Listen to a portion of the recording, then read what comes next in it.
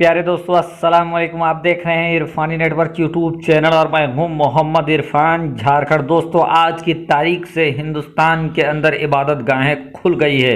लेकिन दोस्तों, जहां इबादत गाहें खुली है वहीं इनको अगर आप चाहते हैं कि खुला रहे तो इसके लिए जो गाइडलाइंस जारी किए गए हैं, जो दिशा निर्देश जारी किए गए हैं, उसको आपको जानना और उसको फॉलो करना नहायत ही ज़रूरी है।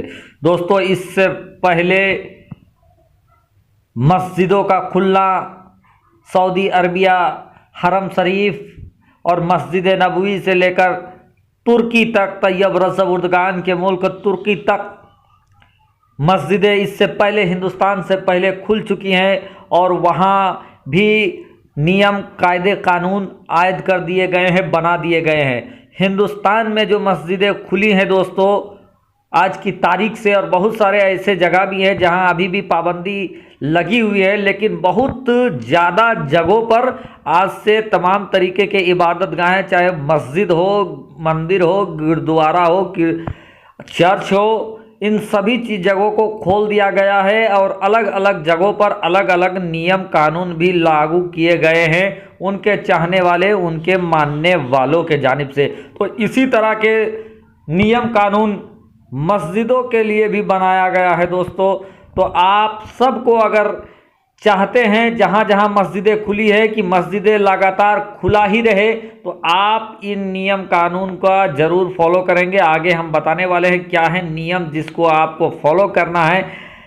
तो उससे पहले आपसे रिक्वेस्ट करेंगे, अगर आप पहली बार मेरे यूट्यूब चैनल इरफानी नेटवर्क में विजिट कर रहे हैं तो जल्दी से मेरे चैनल को आप सब्सक्राइब कर लें, साथ ही साथ बेल के बटन को ऑन कर दें और ऑल नोटिफिकेशन के ऑप्शन को ज़बरदस्त तरीके से दमदार हाथों से और अपने चट्टानी फौलादी हाथों को उठाकर ऑल नोटिफिकेशन का ऑप्शन को दबा लें।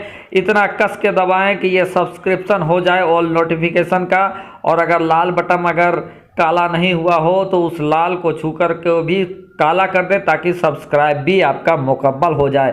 चलिए दोस्तों, हम देखते हैं मस्जिदों के लिए जो दिशा निर्देश कोविड के मद्देनज़र बनाए गए हैं, क्या क्या दिशा निर्देश है। चलिए एक एक करके पूरी फहरिस्त मैं आपको बताता हूं, इसको आप भी सुने, इस पर अमल करें और आगे शेयर करें। जो अभी वायरल बताया जा रहा है मैं उसी के हवाले से जानकारी आप तक पहुंचा रहा हूं। नंबर 1 पर जो नियम बनाए गए हैं दोस्तों, उसमें यह बताया गया है कि मस्जिद में घर से वजू बनाकर जाएं। नंबर 2 पर मस्जिद के टॉयलेट और वजू खाना के इस्तेमाल से बचें। नंबर 3 पर मस्जिद के वजू खाने में रखे साबुन हैंडवाश का इस्तेमाल करें। अगला नंबर पे सफ़ों में मुनासिब दूरी बनाकर रखें, यानी जब नमाज जमात के साथ हो तो सफ़ों में मुनासिब जो दूरी है उसको बनाकर रखें। अगला, मास्क लगाकर रखें। अगला नियम जो है, मस्जिद में रखी टोपी, तस्वीर, कुरान वगैरह का इस्तेमाल ना करें। नमाज के लिए घर से अपनी जायनमाज लाएं।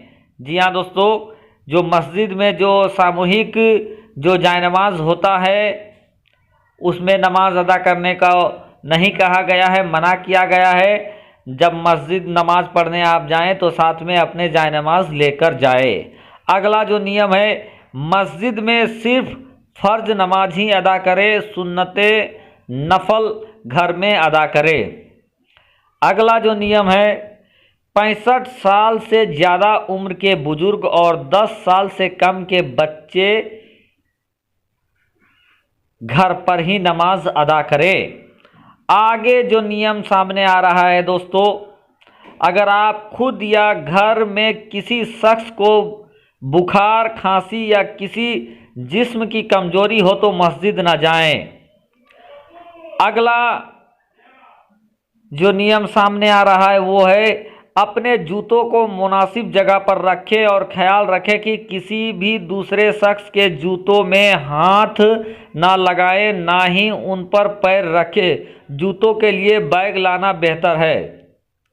यानी जब आप मस्जिद नमाज अदा करने के लिए जाएं और जो हम अपने जूते चप्पल को खोलते हैं तो उसमें कहा गया है कि आप जो जूते चप्पल खोलें तो आप साथ में जूता रखने के लिए बैग लेते जाएं, उसी बैग में रखें, ना आप किसी दूसरे के जूते चप्पल पर अपना पैर रखें ना हाथ लगाएं।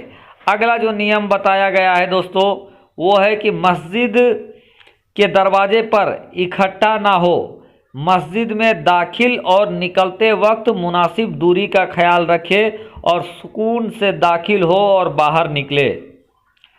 अगला नंबर पे जो नियम बनाया गया है दोस्तों कि मस्जिद को साफ रख के बिला वजह मस्जिद की दीवारों, दरवाज़ों, हैंडल, बिजली के बोर्ड वगैरह को छूने से परहेज करें। जी हाँ दोस्तों, हम अक्सर व बेशतर जब मस्जिद जाते हैं तो देखते हैं बहुत सारे लोग कभी मस्जिद के स्विच को ऑन करने लगते हैं, कभी एसी को, कभी कूलर को, कभी पंखे को, तो कभी और तरह के।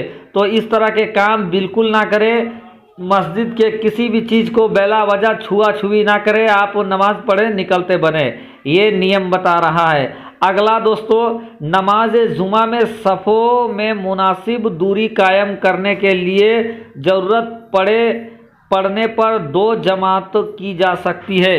इस तरह के नियम जो वायरल हो रहा है, जो गाइडलाइंस वायरल हो रहा है दोस्तों, मैं आपको ये बात क्लियर कर देना चाहता हूँ कि यह कोई सरकारी नहीं बल्कि लोगों ने अपने अपने इलाके में इस तरह के गाइडलाइंस जारी किए हैं, इस चीज़ को देखते हुए कि इस समय पूरी दुनिया में एक महामारी फैला हुआ है जो एक तरह से छुआछूत से भी होती है और इबादत गाहें खुली है।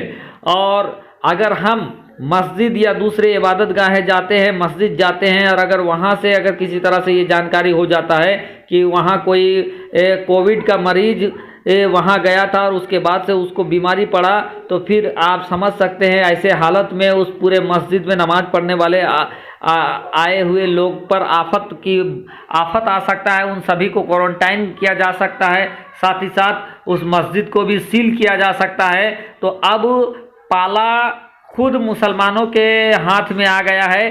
अगर आप चाहते हैं कि मस्जिदें खुली रहें, अगर आप चाहते हैं कि मस्जिदों में आप नमाज अदा करते रहें, तो आप जो दिशा निर्देश दिया गया है, जो गाइडलाइंस जारी किया गया है, आप उसको अमल कर सकते हैं, उस पर अमल पैरा हो सकते हैं। साथ ही साथ आप अपने नज़दीकी उलमाए कराम, मुफ्तियान कराम से भी मिलकर जो नमाज का तरीका है, जो जमात का जो तरीका है, उस पर भी डिस्कशन कर सकते हैं।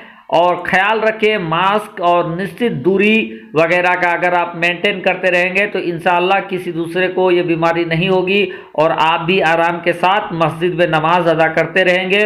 रब की बारगाह में इस बीमारी से बचने के लिए दुआ भी करते रहेंगे, देश दुनिया के लिए भी दुआ करेंगे, ये मुझे यकीन है। तो दोस्तों, आज से मस्जिदें खुल गई है, मस्जिदों में फिर से बाहर रौनकें आने लगी है, लेकिन यही है कि इन रौनकों का बनाने का जिम्मा अब हमारी हाथों में है।